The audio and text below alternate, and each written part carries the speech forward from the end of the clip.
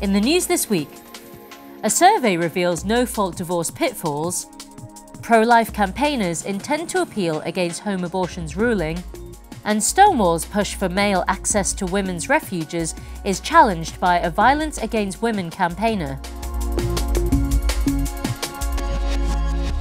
Hello.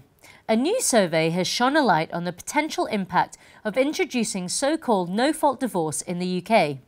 Last month, the Supreme Court declined to back the change, but campaigners are not dropping their calls for action.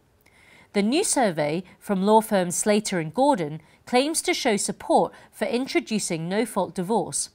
But the results, drawn from over 1,000 divorcees, found 72% said the option may make couples more blasé about going back on their wedding vows. Thomas Pascoe, campaign director of the Coalition for Marriage, gave his assessment of the results. 70% of people feel that people would become more blasé about marriages breaking up were no-fault divorce to go through. That's a huge cultural change. We would lose, possibly, the 10,000 marriages a year which are saved by delays built into the current system. So people abandoning the divorce process between submitting the papers and then receiving the decree absolute. So I think these are real and tangible problems with no-fault divorce. Pro-life campaigners say they are already planning an appeal after a judge rejected their challenge to abortions taking place at home. The Society for the Protection of Unborn Children warned Edinburgh's Court of Session that the DIY abortions policy was unlawful but lost its case. Since October, Scottish women have been able to take an abortion drug without medical care. The change was introduced without parliamentary scrutiny or public consultation. Responding to the ruling, Chief Executive of SPUC Scotland, John Deegan, said the group would not give up. Obviously, it's a disappointing judgment, but judgments sometimes go that way. It's not the end of the road for us. We fully believe that our argument is convincing. We believe that the actions the government is taking are outside the scope of the 1967 Abortion Act. So for the sake of our supporters, for the sake of those who are concerned about women's health, who are concerned about the right to life of unborn children, we feel we cannot just let this go, so we plan to make an appeal. A new study into organ donation has challenged the rationale behind the government's preferred opt-out system. Under the current system, people must opt in to register their desire to donate organs. But by 2020, the government plans to switch to a presumed consent scheme in the belief donations would rise.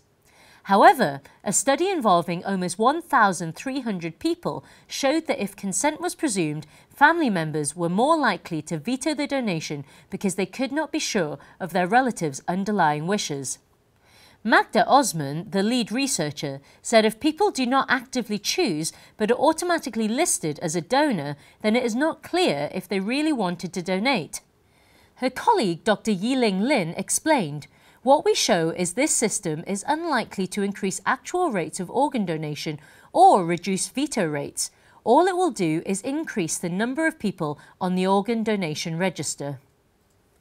And finally, a Stonewall report claiming support for men accessing women's abuse shelters has been fiercely criticised by someone who works with abused women.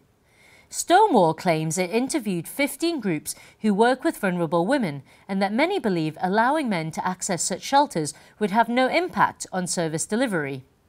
But writing anonymously for fear of being targeted by activists, the charity worker accused Stonewall of trying to dupe the public. She said abuse survivors should not have to submit to current ways of thinking on transsexualism. Are we actually telling them to swallow their fears, their flashbacks and their trauma in order to accommodate an ideology they don't agree with, while simultaneously calling them transphobic? Well, that's all for this week. For regular updates and information on all our stories, plus much more, visit our website at christian.org.uk. Until next time, goodbye.